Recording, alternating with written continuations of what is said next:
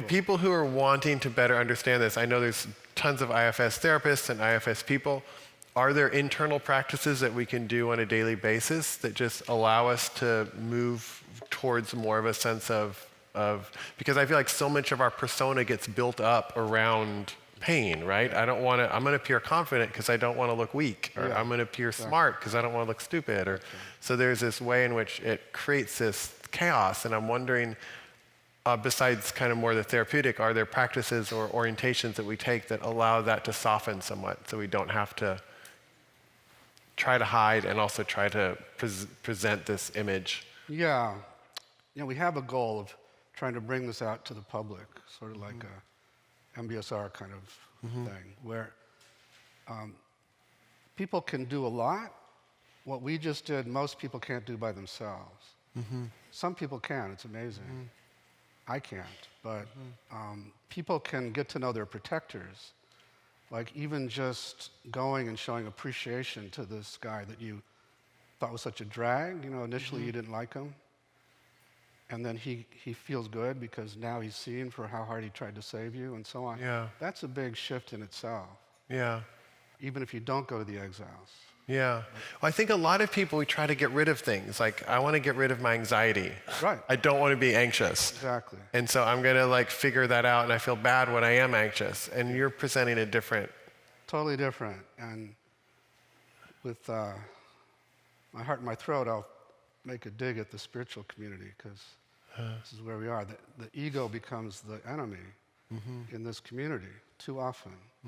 And the ego is just a bunch of these little protectors who are deserving of this kind of love and appreciation, rather than being the monkey mind that you're supposed to dispose of.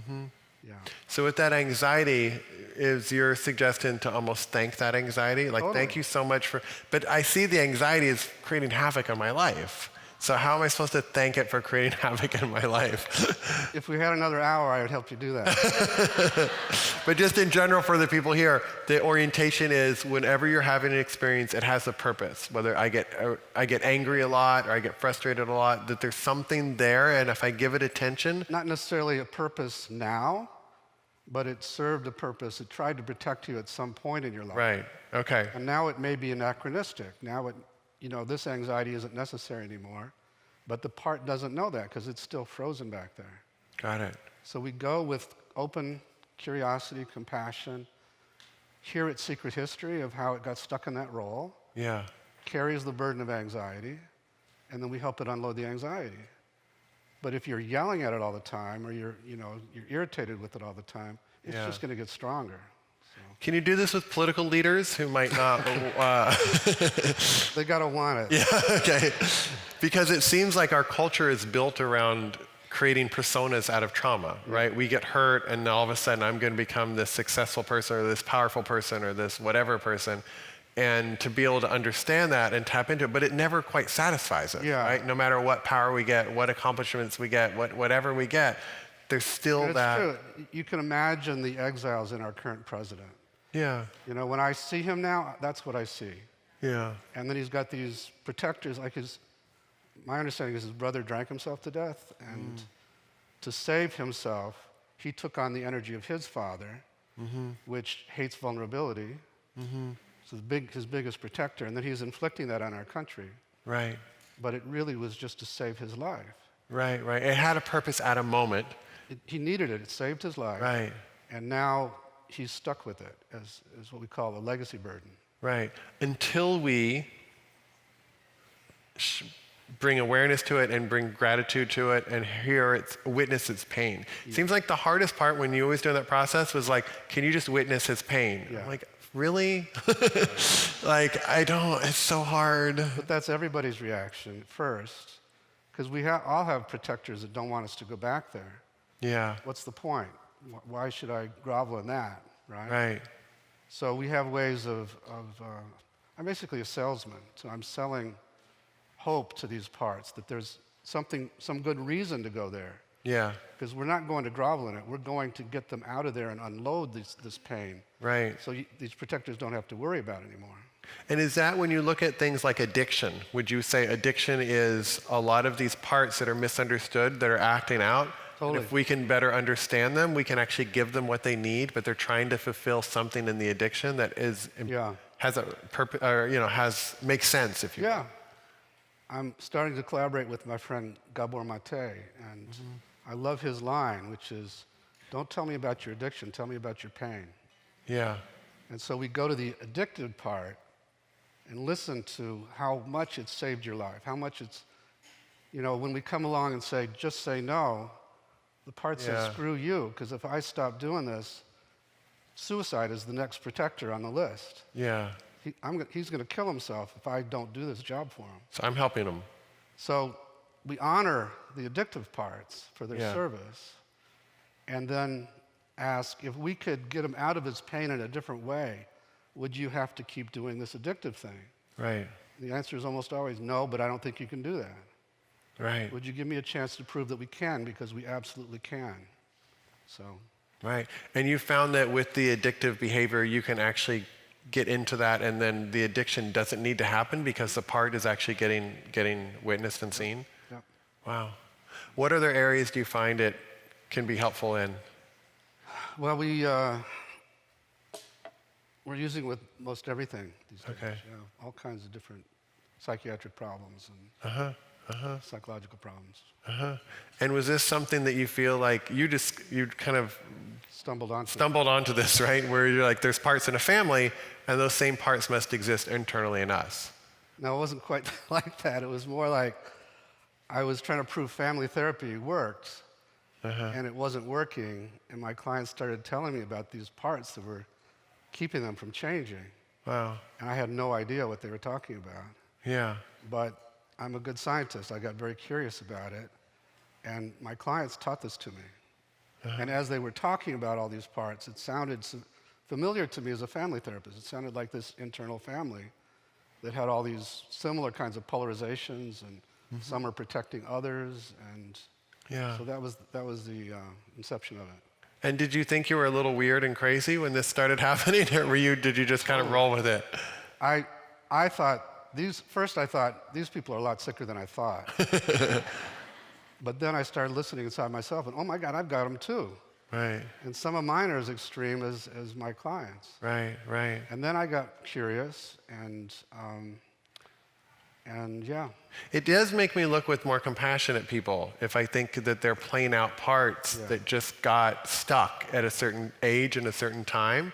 It does make me look at the world more compassionately because I don't judge the behavior, but I understand, like, wow, something happened that got frozen at a time, and they're still trying to work that out, right? They're still trying to get acceptance or love from the society or from their father or from something, or avoid pain. Like, that part does help. And it also makes a lot of sense that I would want to be compassionate to different parts of myself. Exactly. Yeah.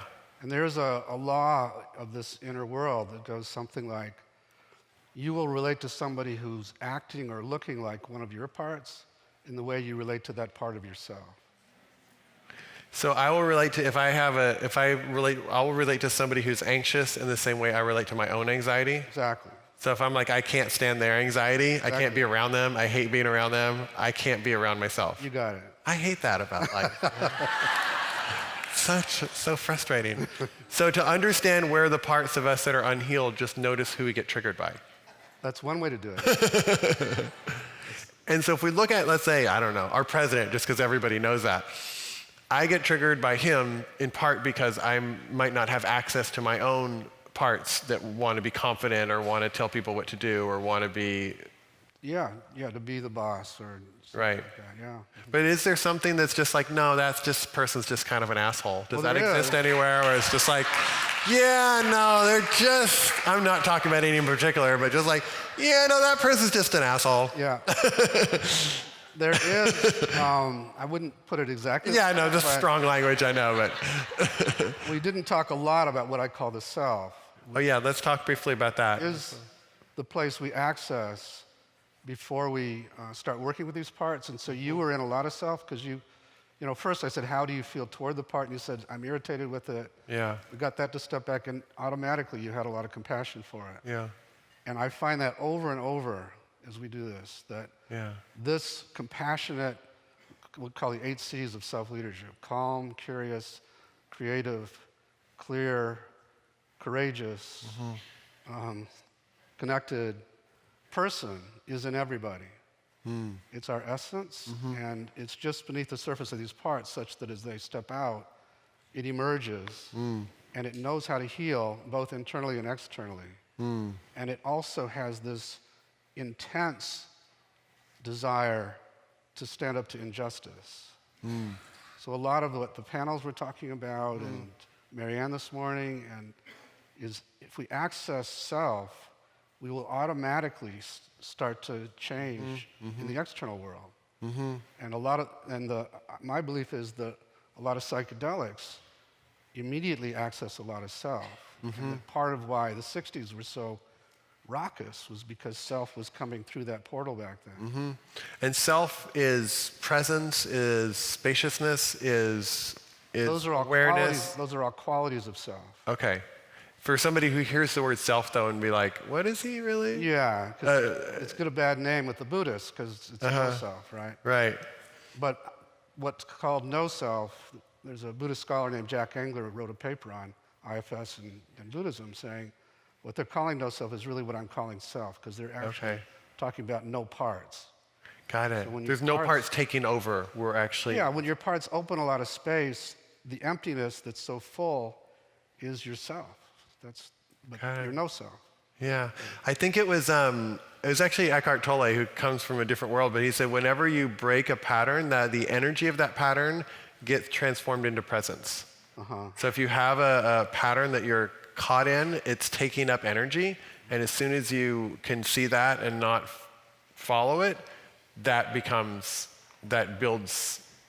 presence. And it sounds like you're in a similar understanding that... Similar understanding, although I could do a rant about his... Okay, yeah. Which I probably shouldn't do. Well, we're out of time, and you've got to go to Q&A. But yeah, another time. Dick Schwartz, everybody. Thank you so much.